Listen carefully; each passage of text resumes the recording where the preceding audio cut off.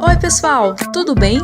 Meu nome é Marcela Alves e esse é o nosso EmpowerCast.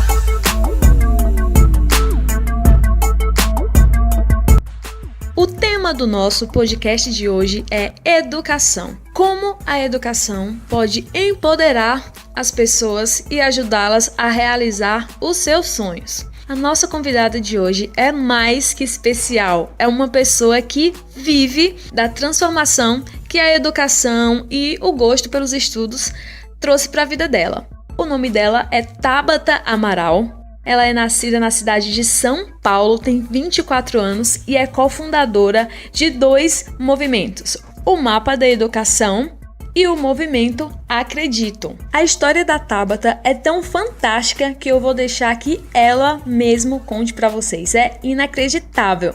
Oi, Tabata, tudo bem? Eu quero que você se apresente fazendo um resumo da sua trajetória. Como você teve acesso a tantas oportunidades e qual foi o impacto que essas oportunidades trouxeram para você? A Tabata é formada em Harvard e eu quero que ela explique pra gente como que ela chegou lá, quais foram as oportunidades que ela abraçou. Olá pessoal do EmpowerCast, tudo bom? Primeiro, muito obrigada pela oportunidade de conversar com vocês, muito obrigada pelo convite e parabéns pelo trabalho que vocês estão desenvolvendo. Começando aqui a responder as perguntas, meu nome é Tabata Amaral, eu tenho 24 anos, sou da Zona Sul de São Paulo, da periferia, e acho que uma maneira de resumir a minha trajetória é dizer que eu tive acesso a muitas oportunidades incríveis, muito cedo, através da educação. Então foi através das Olimpíadas de Matemática da UBMEP que eu ganhei uma bolsa em uma escola privada e tive acesso não só a um mundo que estava ali no centro de São Paulo, a 1h30 de mim, que era completamente diferente, mas comecei a ter consciência da desigualdade que existe na nossa cidade, no nosso país, consciência da importância da educação e que ela seria fundamental para transformar a minha realidade das pessoas da minha família e da mesma maneira consciência de que o tamanho dos sonhos que as pessoas tinham, até onde elas podiam chegar, ainda estava sendo determinado por gênero, por raça, por CEP, pela escola onde cada um estudava, que isso não estava certo. Então, acho que esse é um primeiro resumo. Com essa oportunidade e muitas outras, eu representei o Brasil em competições mundiais de física, química e astronomia e astrofísica, e recebi uma bolsa para fazer faculdade em 6 faculdades americanas, tendo escolhido a faculdade de Harvard. Eu sou formada há 2 anos em ciência política e astrofísica. Já trabalhei no setor privado, público, terceiro setor, sempre voltada para a educação. E agora me dedico a 2 movimentos sociais. Um deles é o Mapa Educação, que é um movimento de formação e engajamento de jovens para o ativismo político para uma educação de qualidade. E o outro é o Movimento Acredito, que é um movimento nacional e suprapartidário de renovação política, que tem como objetivo principal a igualdade de oportunidades. Além da minha atuação nesses 2 movimentos, dos quais eu sou cofundadora, eu também sou comentarista da Rádio CBN e gosto muito de escrever. E escrevo quinzenalmente para a revista Glamour.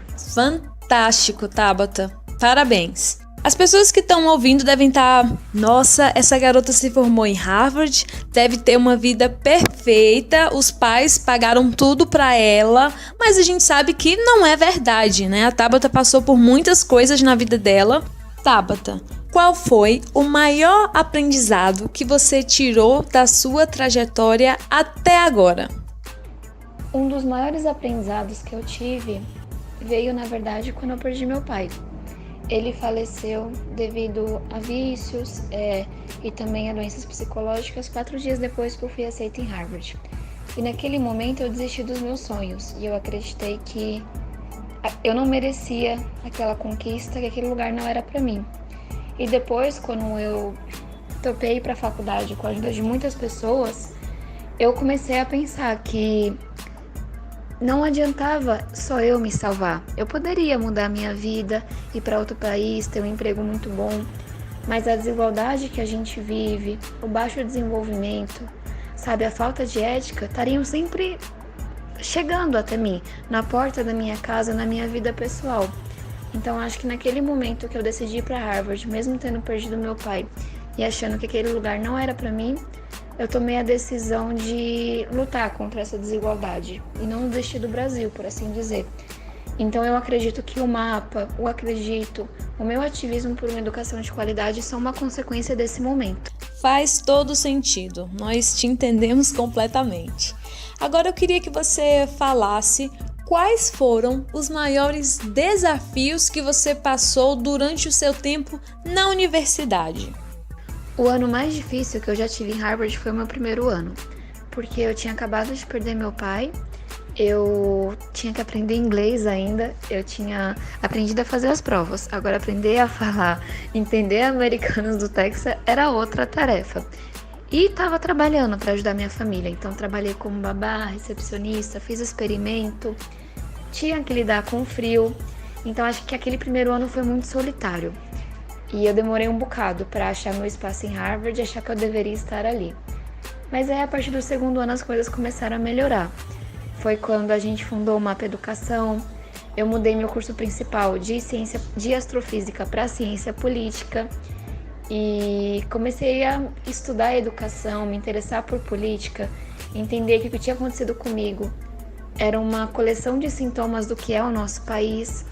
Então, hoje eu sou muito apaixonada pela faculdade e sou muito grata, mas o primeiro ano foi dureza. Nossa, eu imagino, o primeiro ano já é difícil para tantas pessoas. Imagina você estar nos Estados Unidos sem entender a língua direito, tendo contato com uma nova cultura, uma cultura diferente da nossa, deve ter sido uma barra.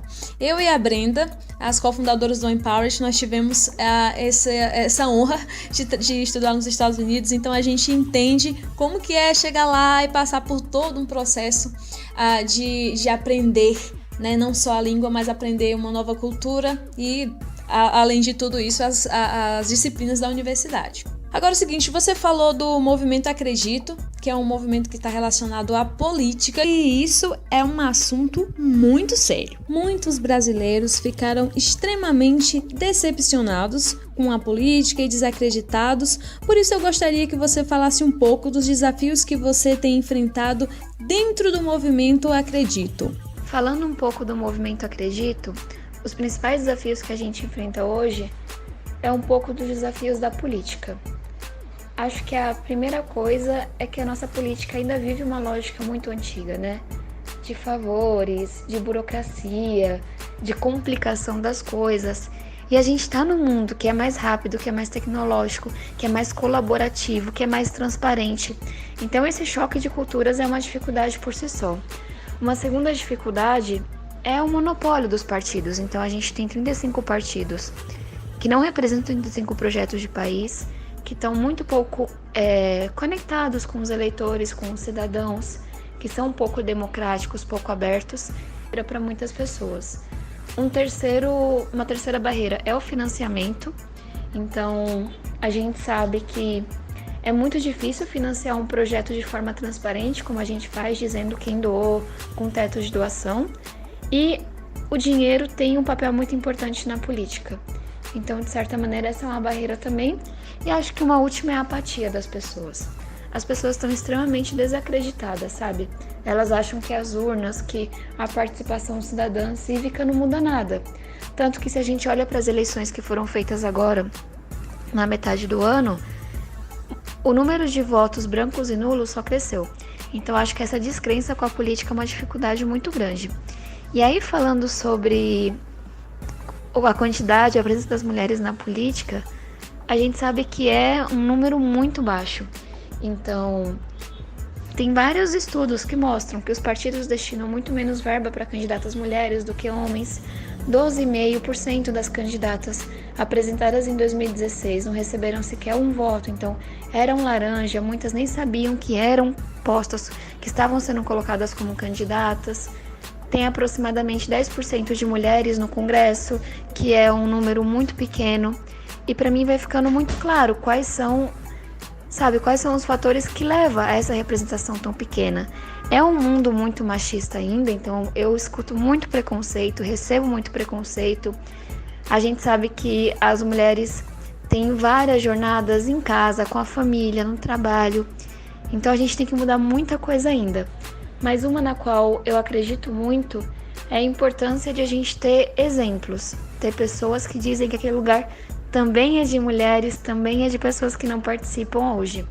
Então eu me inspiro muito nas poucas mulheres, mundo afora, que participam e fazem a diferença. Tabata, como as pessoas podem acompanhar os projetos e as atividades que vocês estão desenvolvendo? Para quem quiser acompanhar o trabalho do movimento, é só seguir as nossas páginas, @Movimento Acredito e @Mapa Educação. E quem quiser acompanhar o meu trabalho, os projetos e um pouco do que eu estou escrevendo, dizendo, é @TabataAmaralSP, no Instagram e no Facebook. Quais conselhos você deixa para as mulheres que pretendem criar iniciativas assim como as suas?